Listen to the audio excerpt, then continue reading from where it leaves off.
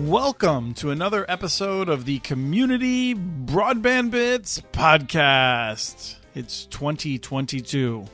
I'm Christopher Mitchell. I'm still at home, and this is our predictions show where we go over last year's predictions. And wow, I would say that we did pretty well, but we'll see what you all think. We have a subsection of our staff here, the people that are super enthusiastic about thinking back and thinking forward in the new year on a Friday afternoon. So really excited. Co-hosting with me today, we've got Deanne Cuellar. Welcome back to the co-hosting slot, Deanne. Thank you, Chris. I'm so glad to be here. And we have other voices that'll be jumping in from time to time, but just so you can get a sense of them, let me note that Sean Gonsalves, I feel like was the star of the show last year and may or may not be up for it today. We'll see. Guilty as charged. I don't even remember last year's show, to be honest. I had to go back and read the transcripts. I did too, and I'm once again I have this feeling of like, was this really last year? Was this 3 years ago? Did I have the wrong transcript? Someone that I thought just had a very, very low impact on last year's show is Christine Parker. Welcome to your first podcast with us. Thank you. Happy to be here. And our returning champion, Rye Marketilio McCracken. Never been more excited about anything in my life, Chris. Good to be here. And I'm super excited because I got heat that works. And anyone who follows me on Twitter knows that I don't always have heat that works lately.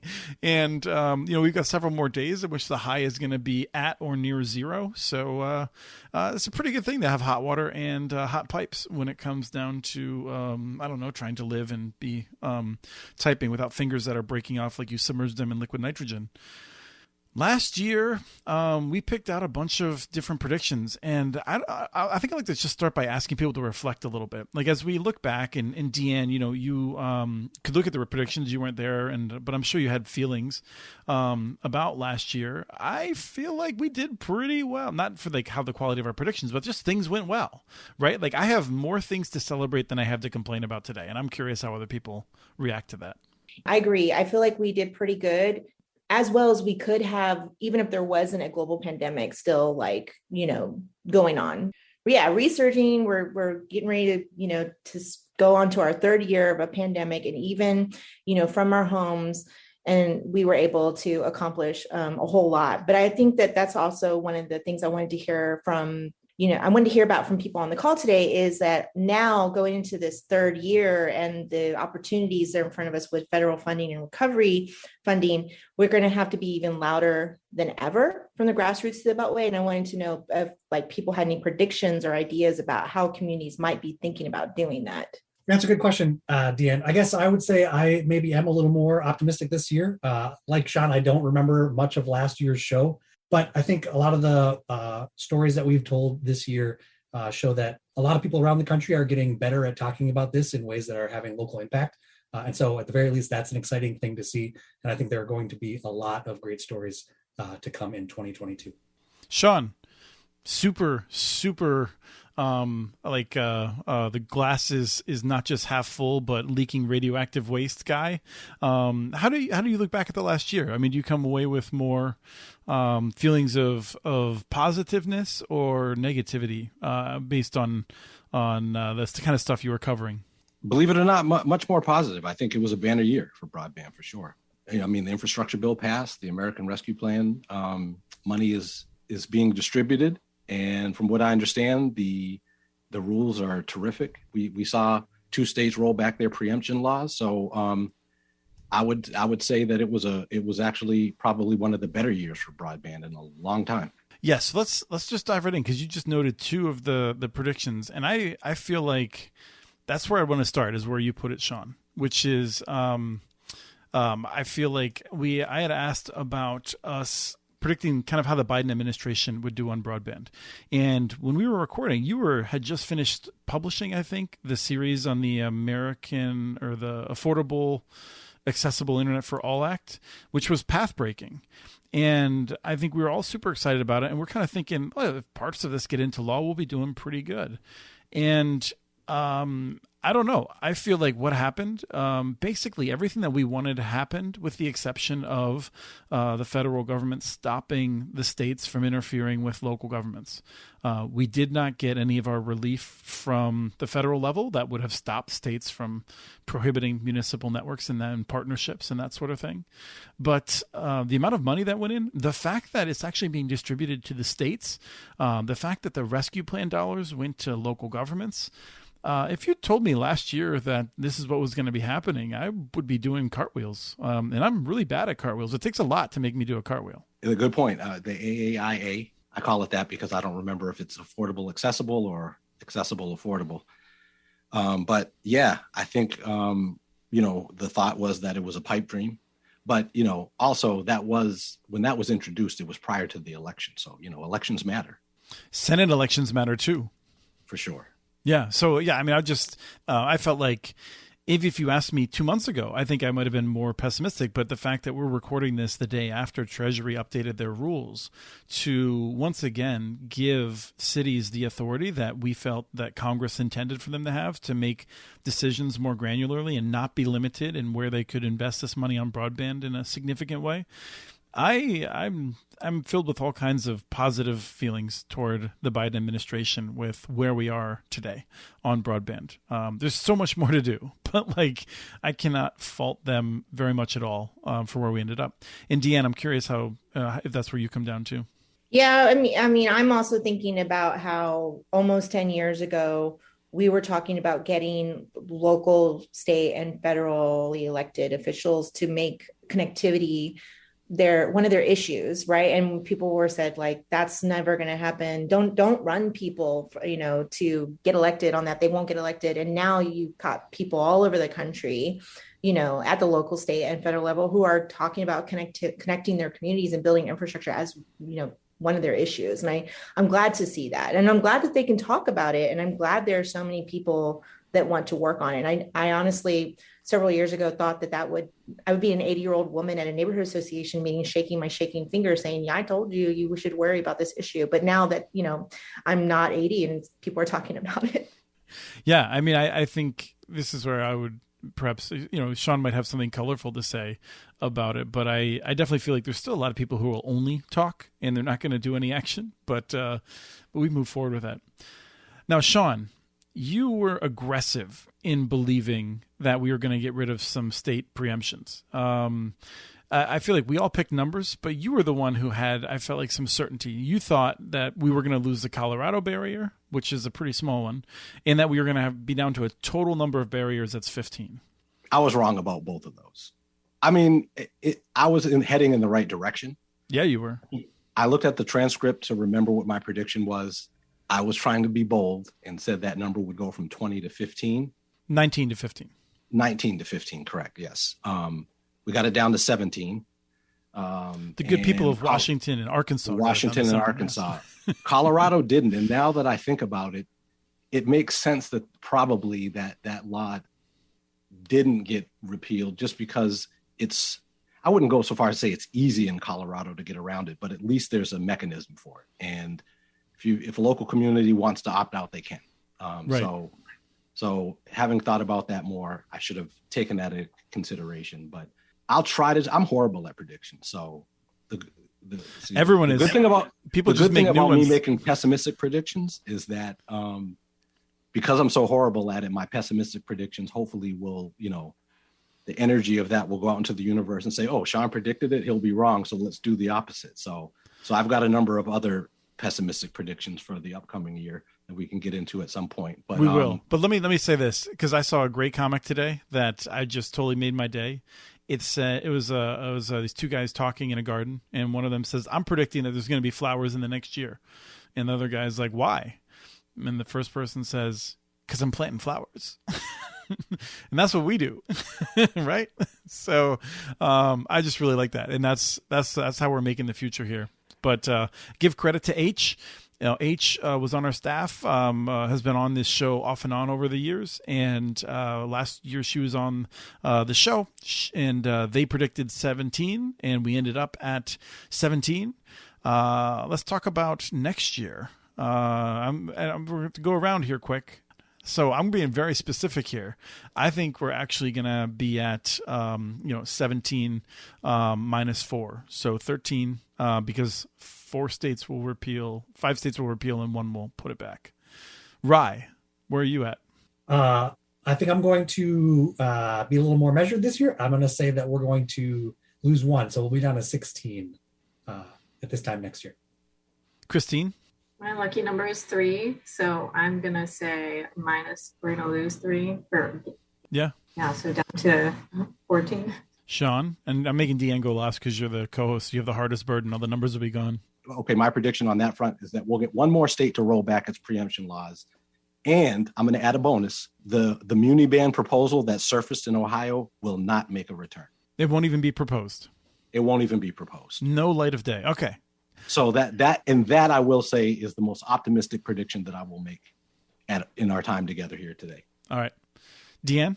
I agree with you, Chris. I also would just add that I think we're going to see more involvement from people who would have been against us in the past, just because I do believe this has become a nonpartisan are, but historically has been a partisan issue. And because of the pandemic, the one good thing that came from the pandemic is that people are now starting to see this as a nonpartisan issue. So I think we could see more. And we have one lurker here. I just want to see. Emma, do you want to jump on just real quick and make a prediction? Just pick a number. You don't have to. You can just shake your head if you're saying no. I'm going to go with Christine and say 3 also. It is my lucky number, but I think that it's not too out there. So excellent.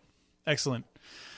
I predicted 20 new municipal fiber networks. I'm not really sure how to count this. I mean, there's just this whole big problem about are we counting, them only when they start connecting customers, when they break ground, when they this and that. I feel like I was in the ballpark. I'm feeling good about that. Anyone want to challenge me? No, I think you're pretty close. Yep. What are we thinking for next year? Do they want to go out there and say something crazy? So to give you an idea, if we saw, right now there's about, I want to say 80 citywide networks ish, let's call it approaching 100 citywide networks that have either been completed, and some of them decades ago, some of them will be completed in coming years. And so if we were to say 50 citywide networks would be seriously announced that would be a significant change. To me, that seems a bit bold. I think cities are going to be studying it more, and I don't know that we'll have that many full on, it's really going to happen kind of things, but it wouldn't surprise me if it's more than 20, but less than 50. That's a terrible prediction. Just awful. Between 20 and 50. I'm curious what you think. So if we think 20 happened, about 20 came last year, and we want to say anything is materially different this year, then what else is on the table that wasn't last year? The rescue plan. But that's not going to start to get dispersed. No, but it's sort of changed motivations. And then New York State, I mean, look at the stuff they're doing. You got California. A lot of the changes over the course of this year are going to percolate down through next year. I think we see 1 or 2 popping up in Tennessee. There's a possibility that there could be 50 in Tennessee alone. It would be shocking if they were all next year. But anyway, I think that's what I think listeners might take away is that none of us think that that's a crazy thing to say. Is that it is possible that over the next 3 or 4 years, we could double the number of municipal networks. And also in recent years, we've seen Knoxville, Tennessee, Fort Collins, and big cities. It's not just small cities doing this. It's these mid-sized cities, I guess is what they're called. So, okay, I've been talking way too much. Let's go to one of Sean's, because I know Sean's got a bunch. I don't know if Rye, Christine, or Deanne prepared as many, but Sean, what's another one of yours? When states get their money, infrastructure money, that is, for the BEAD program. It will be 2023. That's my prediction. See, well, you should, yeah, well, that kind of undermines my whole prediction. I was going to say that at least a third of the states will not be ready to apply for the money. Yeah. So when the money's available at NTIA, at least a third of the states will be dragging their feet. They'll either be dragging their feet or they will have absolutely no idea what they should do, because there are certain requirements to even access that money, which involves, actually having a plan. For example, the state that I'm in apparently doesn't have a plan right now. Massachusetts, why would they need a plan? They got so many smart people. Let's figure it out. I was in a call recently, and I don't think this is my idea entirely. It's kind of like a product of the call. There's this challenge that NTIA has to wait to distribute the money based on FCC mapping, except they could distribute $100 million before that is done, because we know that each state's getting at least $100 million. And that would be a pretty smart move by NTIA's part, I think, would be to get that money ready to get things moving while we figure out where the rest of the money goes. So that would be kind of cool. But any other predictions around how, whether it's BEAD or the CCPF, the Coronavirus Capital Projects Fund from Treasury, any sort of predictions around this? I've got a related one. I'll hop in and steal something from Christine maybe and say that all the good mapping action in 2022 will be at the state level. Some of them will see this stuff coming down the pipeline. Oh, I think Raj just made an enemy. You totally scooped my prediction. So I'm going to say that we'll see 5 more state level broadband maps like Georgia. And maybe you can hop in, Christine, and tell us if you think they're going to be more. That was also exactly my number. I don't know how you've done this. I guess I don't have specific state guesses, but I based on what they've been doing in Georgia from that state map, and folks getting impatient waiting for the new FCC map will probably start to work on their own following that model. I guess my follow-up to the map prediction would be that we probably won't see the new FCC map this year, is my guess, since we're still waiting on last year's regular data. Yep. Patiently, of course. Agree. Deanne, a reaction or a new prediction? Not really. I think one thing that I'm hoping for is the sense of urgency in this new year happens with funding as it relates to all the things we're talking about. To tell someone living in the United States, because we're only talking about United States right now, that things are going to be happening year by year is not an easy pill to swallow, I think, for the constituents. So I'm hoping that like pressure from constituents, makes its way to the federal level to create a better sense of urgency. Mm-hmm. I think the supply chains that are holding us back will largely be resolved by the end of 2022, with notable hiccups here and there along the way. But the people chain will not be. I think, if anything, it could be a lot worse, where there's just people who are desperate to hire people who know the space. I think if I open my LinkedIn page, I can pretty much guarantee you that in the first couple of entries, it's going to be someone begging, if you know anyone that has broadband skills, we really need them in this position. That was the other thing I was thinking about right before you asked that question. I was just thinking about that. It was just like, there's this like whole field of, I wouldn't call it emerging because, it's been a small field for so long, but, you see tech companies, school districts, for-profit, nonprofit, they're all, trying to find people that speak broadband. Mm-hmm. Those of us on, that are all here right now, there's always been some way to study the humanities of connectivity, like that's what they call it in other countries, but not so much here in the United States. It's a sort of a patchwork of how you become an expert on this issue. Well, I'm going to go in the other direction, Chris, in as far as your prediction is concerned about the supply chains. Aliens will land, they'll have plenty of knowledge, and the supply chains will be just destroyed. See, I love how you think. You're so, you're so imaginative and optimistic. That would be great if that happened, actually. Scary, but great.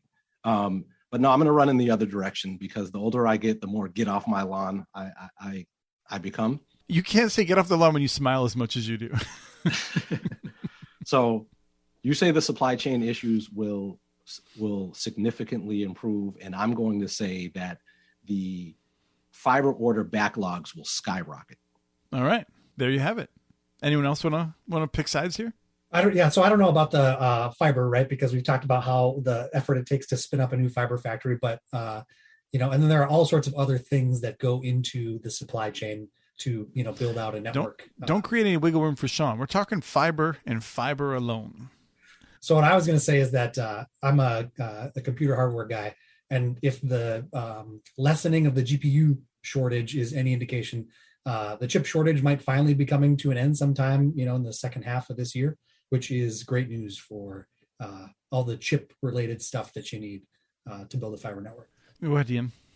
Well, I was going to ask this question because I can't remember where I read this, but somewhere when I was researching some of these projects, I thought I read a state that had codified the deployment projects in a way that people could not purchase fiber or equipment that was not made in the United States. Oh yeah, that's a big problem. No. So all of the infrastructure, I think it's all the IIJA stuff. I don't know if it's all the rescue plan stuff. I think it's specifically the IIJA. And this is something that in the past has been there, but they've issued waivers, and there's a sense that they will not be issuing as many waivers. And so there's some things that are made in the U.S. that are harder to find. And then there's some things that just aren't made in the U.S. And it's going to be curious to see how they react to that. But is that something that's coming from the cybersecurity community, or is that like opposition to municipal broadband? Oh, it's not even municipal broadband. It's just, no, I mean, it's, there's a bunch of stuff. Like, for instance, my understanding is that all the high fiber count, fiber, like if you're looking for like 144 count fiber, you can get US made. But if you want like thousands of strands for backhaul, like we talk about with Travis, and Travis Carter talks about in Minneapolis, where he's like, you know, a lot of South Minneapolis like rides on this one big 5,400 strand bundle. You can't find a maker of that in the US is my understanding. And I'm not an expert on that, but, just a challenge. Sean?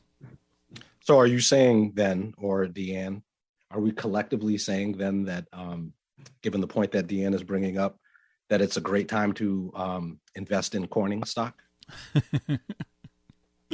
Yeah, I mean, like there's multiple companies, I think, that make fiber in the U.S. I have no idea. Timing the market is a terrible idea for people like us. We should not try to do that, is what I'm told.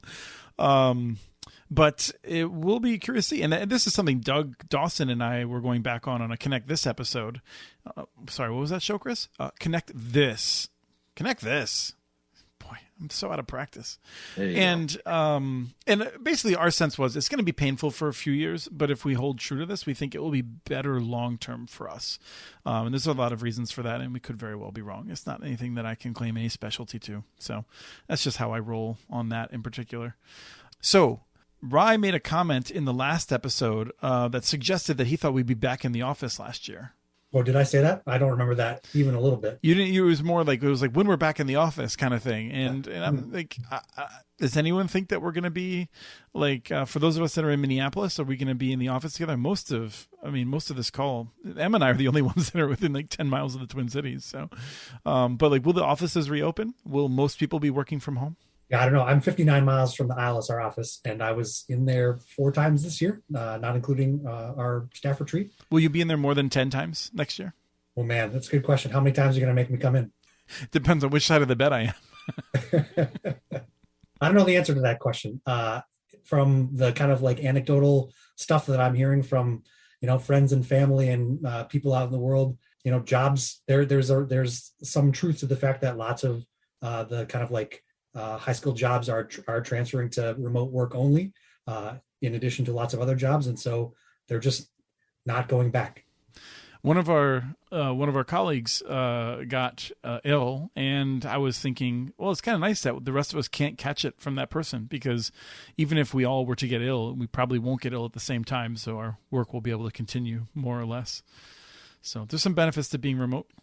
I want to take a quick break here to just thank the listeners of the shows over the years. It's been wonderful, and a lot of you, a few of you provide really great feedback for us. I think others just tell me in person or whatever, and I know that you appreciate the show, all the people, all the guests that come on over the course of the year. We do a number of different shows at the Institute for Local Self-Reliance, and I should plug them more regularly. But in addition to the Community Broadband Bits podcast, which is our flagship, long-running, approaching 500 episodes show, we also have Connect This at connectthisshow.com, and is you know, just a whole fun, entertaining, in the weeds kind of show. But then we have a variety of shows, including Building Local Power, which is a flagship show of the entire Institute for Local Self-Reliance. Energy has Local Energy Rules, which is just really great discussions about energy, local folks that are doing great things to build some economic power and make sure people have opportunity and reliable electricity moving forward. We have composting for community, which is, I have to say that like it's not what you think. And it is really interesting how this stuff touches on climate change. It touches on our food systems. It touches on the ability to create wealth in neighborhoods that have been left behind. It's really interesting discussions. And we probably have another show or two that I'm forgetting. If you check out ilsr.org, you'll find all of them along with really great reports. If you've never heard of Stacy Mitchell, dang, you don't even know who the cool Mitchell is at our organization, because the work that they do in independent business to support local companies, it's out of this world. So just a quick note for folks that mostly are familiar with us for our broadband work. There's so much more, and a lot of it's in the same vein. It's I would say we're politically weird. We are pro-local. And we don't necessarily fit in anyone's buckets for politics, but we're trying to do good work and empower local people to do things. So thanks for listening, and hope that you can support us financially. If not, tell people about the shows, spread the word, and that sort of thing. And we'll get back to our predictions right now. And thank you so much. Sean, you want to pick another one of yours out? Yes. Starlink will be underwhelming in 2022. Even though a handful of users and government officials will claim it's the answer to solving rural broadband issues. Yeah, I mean, okay. Weak sauce. Well, I didn't know that they all had to be bold predictions. No, I'm just teasing you for the sake of a cheap laugh. And all of the Elon Musk cult is going to come after you now for suggesting that something that he's doing isn't going to be the salvation of humanity. Elon Musk himself basically said, if we can't get the big fat rocket working, that's not what he said, but if we can't get the big mama rocket working, then they are going to be in big trouble. They can't deploy enough satellites, and the whole model starts to crater. That whole presentation he gave, I thought was really interesting, because for people who aren't as savvy in business, the sense of like how timing has to work in like the way that they have things all like dominoed out is I thought really interesting. And so I'm curious, and I think Rye might be someone who's given this more thought than others, but is Starlink going to declare bankruptcy in the next year because they can't get the big rocket to work?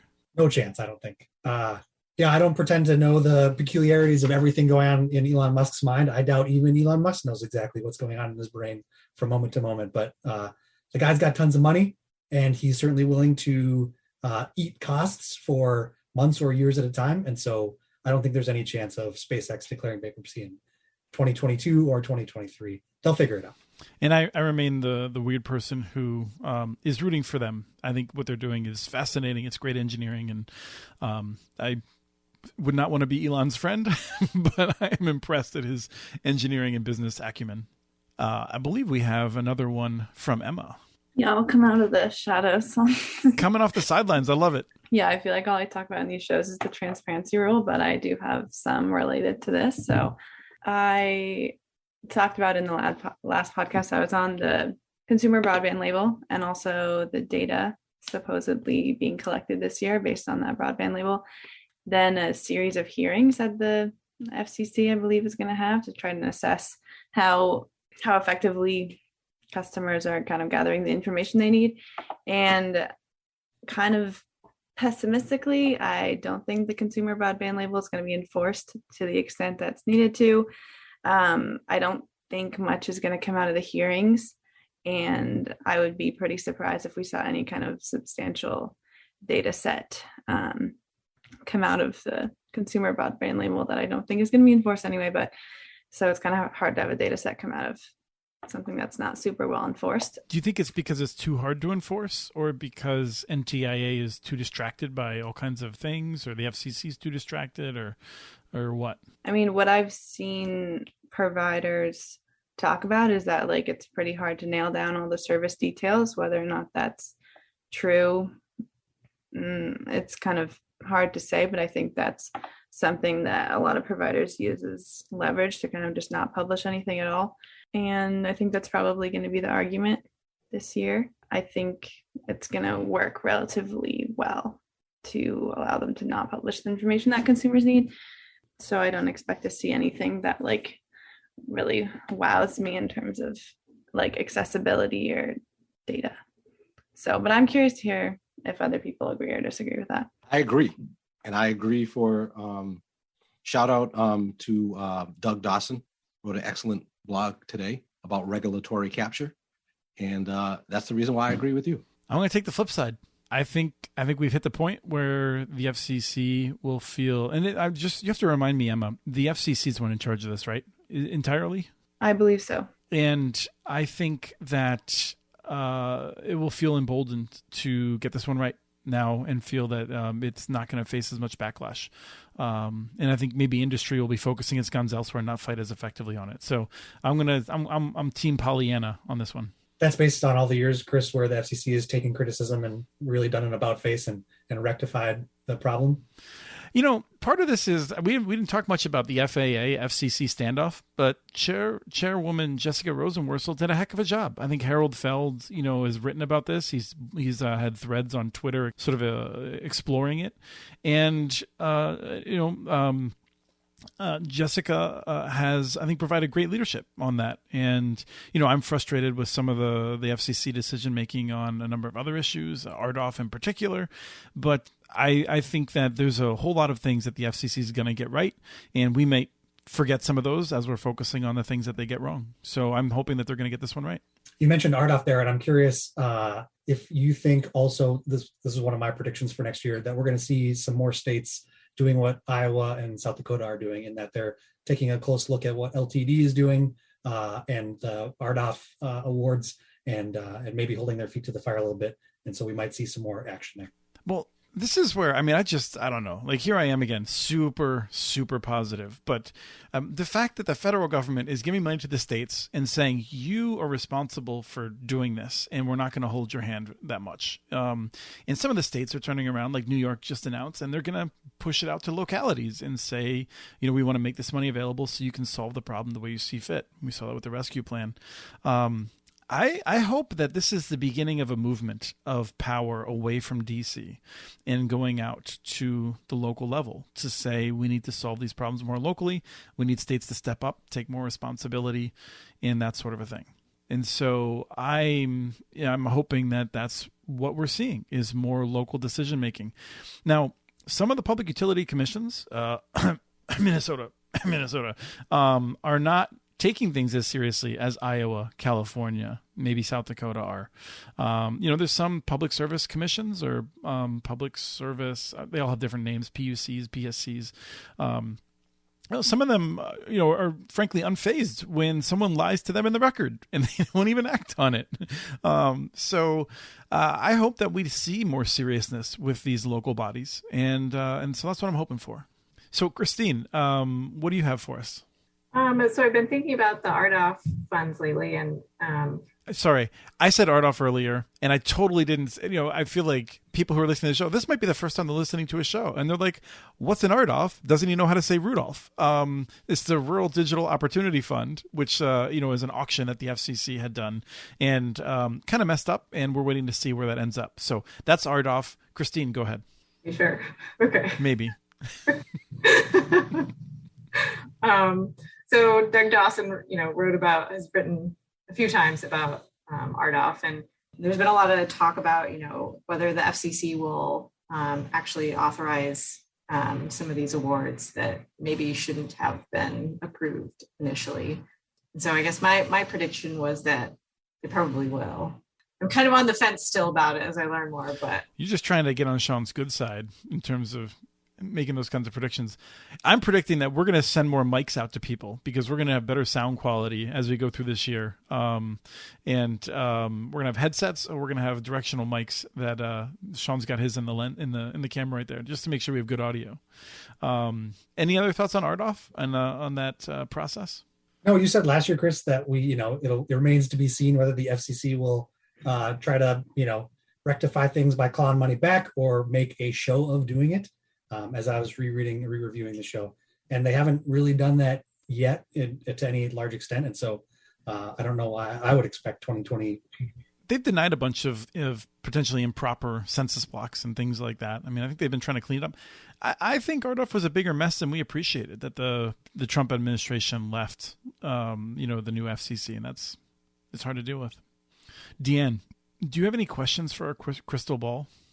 Sure. So I think one of the reasons that, people who are not talking so much about what local cities are doing around connectivity is because those projects are tightly, connected to K through 12 programs. And if you can't publicly come out against kids, right?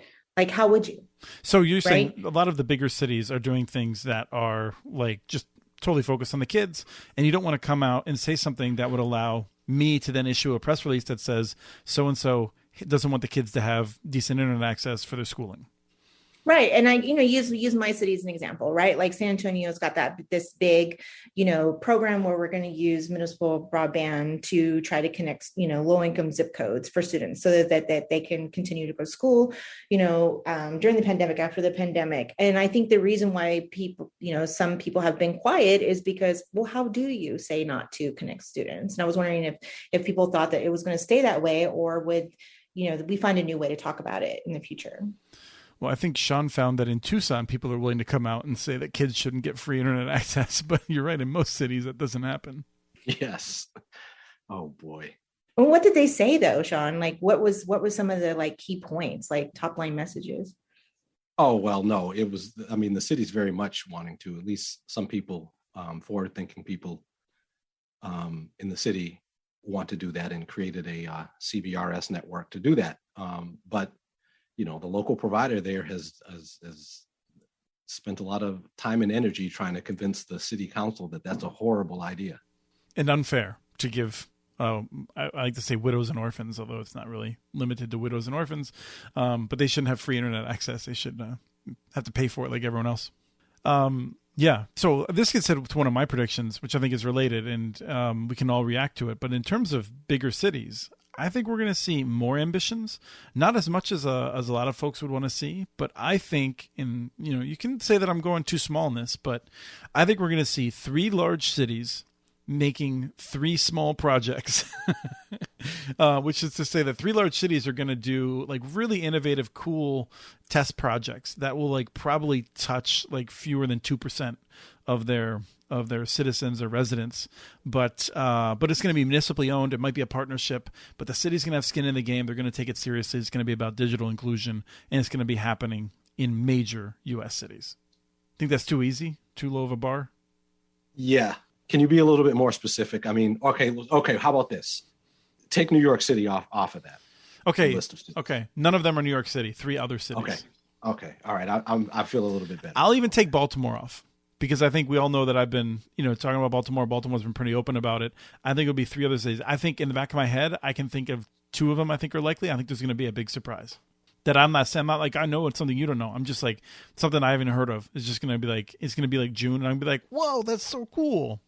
Do you see that, Chris, as the precursor to more momentum in those cities, or as examples held up to some of the smaller cities doing stuff? Or it may depend on how the cities do. I mean, we're seeing a ton of investment in the big cities, and if some of them, engage in really bad practices, it could very well slow the whole movement. And if some of these are just runaway successes, then that may change it. But a lot is going to be in the hands of these local decision makers as they're building out, as they have a lot of eyes on them, I think.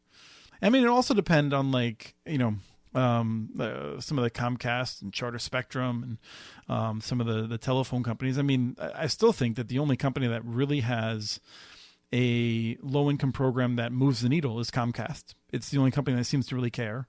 Some of the telephone companies have actually been raising the prices on their low-income products to just try and take home more of those subsidies from what's now called the Affordable Connectivity Program. It's despicable. And if they were smart, they would probably just have 2 or 3 years of making these plans pretty good so that they could try to get some positive press and blunt the pressure. But I think they're run by people that have very poor strategy. Of course, if you spend any time around me, you know that I think everybody has bad strategy. And speaking of that, one of my predictions is the same one I made 6 months ago and didn't come true, or maybe 9 months ago. When the Biden administration came out and said, yes, we're going to do municipal and cooperative approaches, I said we were going to see a big pushback and lots of new reports saying the municipal networks were failures and terrible things. That did not happen. There was definitely pushback, and there's been a heck of a lot of lobbying, but we have not seen the industry-funded think tanks putting out new claims that municipal networks are failures, and that surprised me. But I think it's coming now. I think with New York and LA County talking about innovative stuff. I mean, a lot of these bigger cities thinking about it, and the program that's been announced by the governor of New York. With that plan, I think that it would be crazy for AT&T and the other companies not to be spending tens of millions of dollars to try to prevent competition. So I'm thinking that's going to be a full-on anti-muni blitz in 2022. So they're going to trot out Burlington, Vermont, yet again. Oh yeah. Burlington, Utopia, probably incorrectly. I mean, will be still some people will be using that. We'll certainly see like Groton, Connecticut. They might go deep into old school for Ashland, Oregon. Some of these cities have made poor decisions and gotten in trouble. And I think, we'll see that some network that is being built right now might hit hard times and have a couple of years where it looks ugly, where they have to get their affairs back in order. And that will be all over the Wall Street Journal editorial page and elsewhere. But I do think we're going to see a strong effort, especially, NTIA making all these rules about how to spend the infrastructure dollars. There's going to be a big effort to try to delegitimize municipal partnerships and municipal ownership. Deanne? Yeah, I have a prediction about that, though.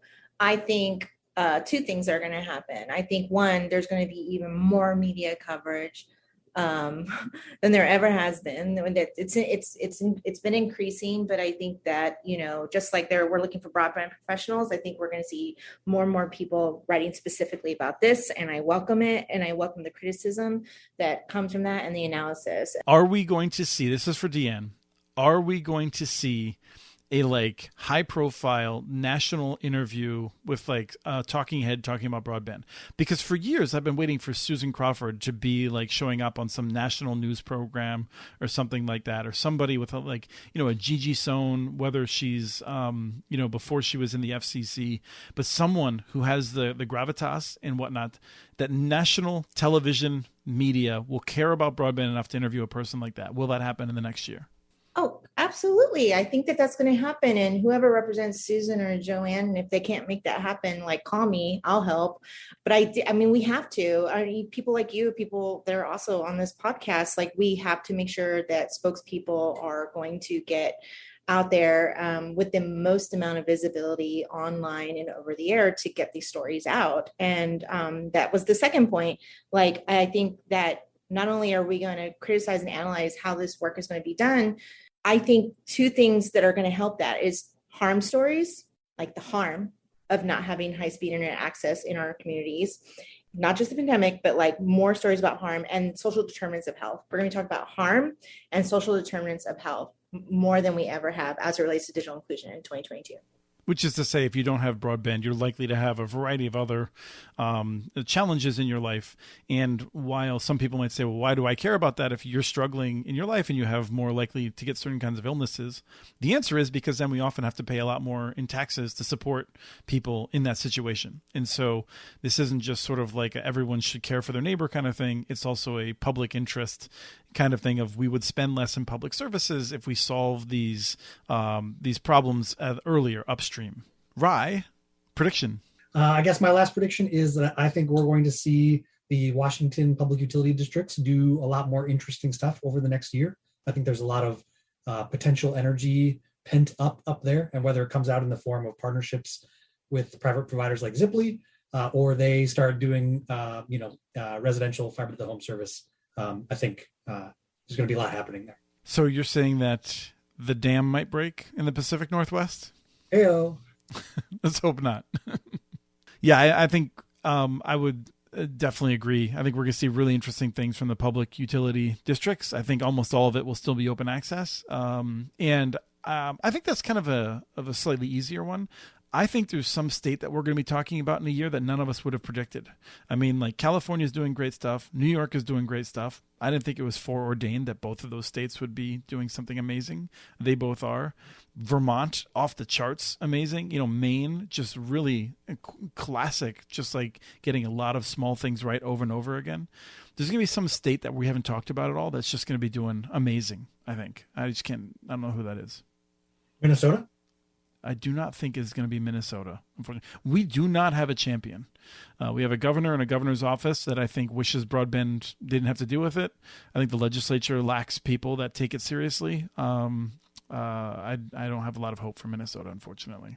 Well, for the sake of my charter bill down here in Mankato, which is probably due to go up pretty soon, it would certainly be nice to see some movement. Yeah. Sean, final predictions?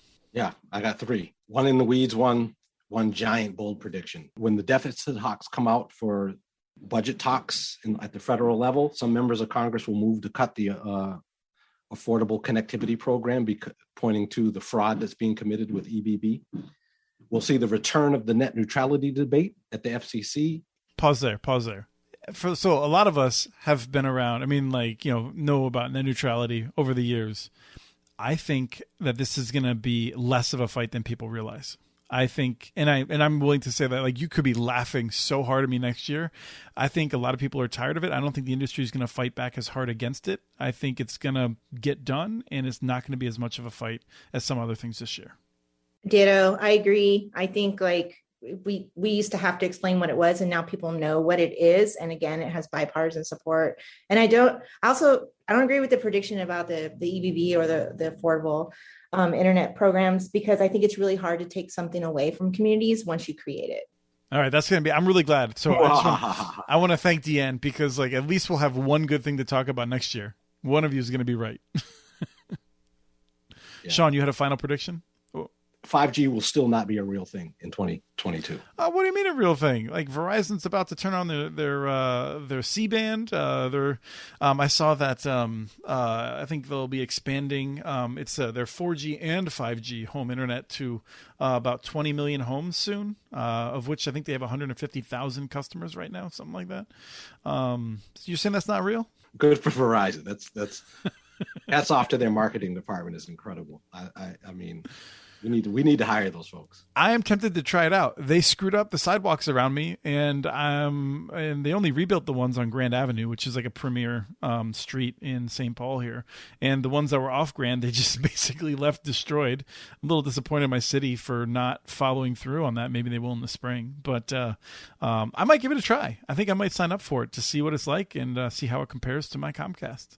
But I do not have high expectations. So I think you should do that for sure. Final words. Anyone have any last things they want to get out?